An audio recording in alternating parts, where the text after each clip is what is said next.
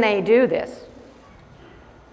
Can they strong-arm inadequate laws onto unmatching allegations? Well, they say they can, and they defend it. They say, and this is a quote from, this isn't writing, this is a quote from their papers, federal criminal laws are expansive and adaptable, especially when it comes to the internet. When I hear the government saying their laws are expansive, I get alarmed. It's alarming. And they also add in there, by the way, the arm of the law is far longer than Ulbricht imagines it to be. Very ominous. Very ominous tone, I thought. And I think our framers would agree with that, it was ominous. They wrote 4 of the first 8 amendments of the Bill of Rights to keep that arm from overextending itself. And guaranteeing rights for the criminally accused, because they were dealing with prosecutorial overreach with the British, and they wanted to make sure it didn't happen here. So the prosecution may say, oh, come on, that's so 1790, you know. But we do still have a Constitution. It still does have a Fifth Amendment. That Fifth Amendment does still have a due process clause, and that due process clause says laws cannot be expansive or broadly applied. Prosecutors can't rewrite or expand statutes at whim. Okay, well, then the government says, we're not required to use technical precision or specify alleged violations. Well, again, we have the Fifth Amendment with its due process clause, and that says not specifically naming essential and specific elements of a charge is prohibited.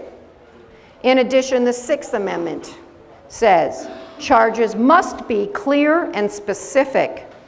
It's not something that can morph and grow and change just because of the whim of some prosecutor. How do you defend yourself against that?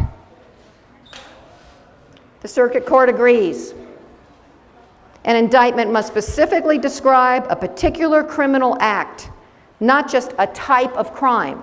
So general charges like, oh, kingpin, can't simply be thrown at somebody. They have to specifically say how it fits the statute. There's also something called the void for vagueness doctrine, which the Supreme Court calls the first essential of due process of law. It's a serious thing. And it says specific acts must be identified and match what the law describes, or else it's void because it's vague. And as I pointed out before, in the kingpin charge, series of violations, certain crimes, very vague. Then there's the rule of lenity. This says that ambiguity in a law is construed in favor of the defendant. So if there's any question or lack of clarity, the defendant gets the benefit of the doubt. Now, I don't know what's less clear than trying to take laws that are constructed for the physical world and apply them to the virtual world. There's tons of ambiguity.